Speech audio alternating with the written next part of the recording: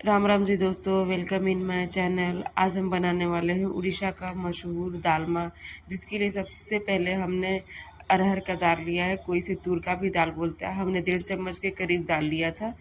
उसके बाद हम अच्छे से उसे धो के कुकर में डाल के पानी डाल के करीब 1 या 2 सीटी लगाएंगे, जिससे दाल अच्छे से गल जाए। हमारी दाल में से झाग निकलने के बाद देखिए नीचे गिरा हुआ था। तो उसके बाद उसमें हमने हल्दी, नमक और धनिया पाउडर डाल के उसे करीब 2 सीटी लगाया। फिर हमने सब्जियां काटना शुरू कर दी। तो उसके लिए हमने करीब 3 हरी मिर्च लिए थे, एक केला लिया था, कच्चा केला है। केला को काटते के साथ आप पानी में रख दें, नहीं तो वो काला होने लगता है, वो बहुत ज़रूरी है। और बैंगन भी हमने लिया था, 2 लिए थे छोटे छोटे, उसे भी काट के आप पानी में ही डाल के रखें, वो काला होने से बचते हैं, नहीं तो बहुत काले हो जाते हैं तो अच्छे भी नहीं लगते और दिखते भी अच्छे नहीं। अब हमने सांभर ले लिया है, ये हैदराबाद में मिलता है, इसे सांभर बोलते हैं यहाँ पे। उसे हमने छील लिया है, छील के छोटे छोटे टुकड़ों में काट लिया है। आप इसे खरबूजा नहीं बोलिएगा, ये सांभर ही है। हमने मार्केट से इसे खरीद के लाया था सांभर बनाने के लिए, पर हमने इसे दालमा में डाल के बनाया था। जो भी सब्जी आपके पास आप डाल के बना सकते हैं। हमने पूरी मिक्स सब्जी डाली थी इसमें। एक छोटी आलू ली थी, आलू का टेस्ट थोड़ा अलग आता है। हमने टमाटर भी काट लिया था, सारी तैयारियां कर रहे थे तो वो हमने रिकॉर्ड भी कर लिया था। ये टमाटर को आप छोटे छोटे टुकड़ों में काटे या बड़े बड़े, हमने रफली काटा था।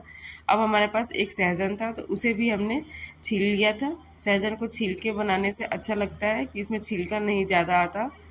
अब इसे आप काटे और छील सकते हैं। देखिए हमने इस तरह से जैसे छीला है छोटे छोटे टुकड़ों में। अब हमारी कढ़ाई गर्म हो गई थी तो उसमें हमने जीरा डाल दिया था।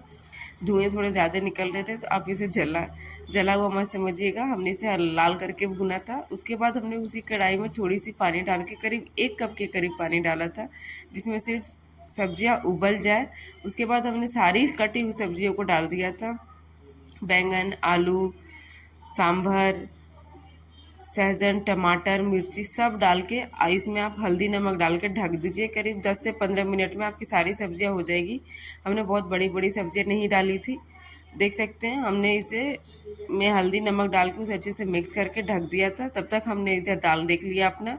दाल भी हमारी बहुत अच्छे से गल गई थी, 2 सीटी में ही गल गई थी। तूर की दाल होती है तो ज़्यादा उसमें सीटी नहीं लगती है। हमने जो जीरा को भुना था उसे हमने कूट लिया है, या आप ग्राइंड कर ले। थोड़ी सी थी तो हमने इसे ऐसे ही हाथों से ही कूट लिया था। चकला बेलना पे भी आप कूट सकते हैं। हमने बटर पेपर लेके उस पर रख के उसे कूट लिया था। देख सकते हैं हमारी सब्जियां कितनी अच्छी गल गई है, इसमें बिल्कुल पानी नहीं बचा है।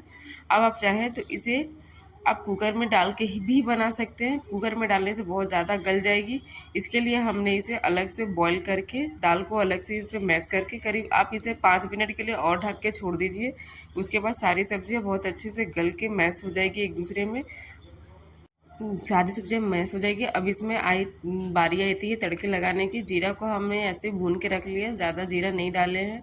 उसके बाद हमने तेल में सरसों डाला है, जीरा नहीं डाला। 2 मिर्ची लाल डाली है, करी पत्ता डाला है। आप इसका छौंका ज़रूर लगाएं। आप इसमें ऊपर से घी डाल सकते हैं, तड़के में न लगाए। सरसों का स्मेल बहुत अच्छा आता है तड़के का। उसके बाद आप इसमें काला जीरा जो भून के रखे थे उसे डाल के सर्व करें। आप चाहे तो कटोरी में भी डाल सकते हैं या फिर आप पूरे बर्तन में डाल दीजिए, वो आपके ऊपर है। हमने कटोरी में डाला था थोड़ा सा, थोड़े से बर्तन में भी डाला था। अब आप इसे दाल रोटी किसी चीज़ के साथ, अब आप इसे चावल रोटी किसी चीज़ के साथ खा सकते हैं। Thank you so much. Like share and subscribe my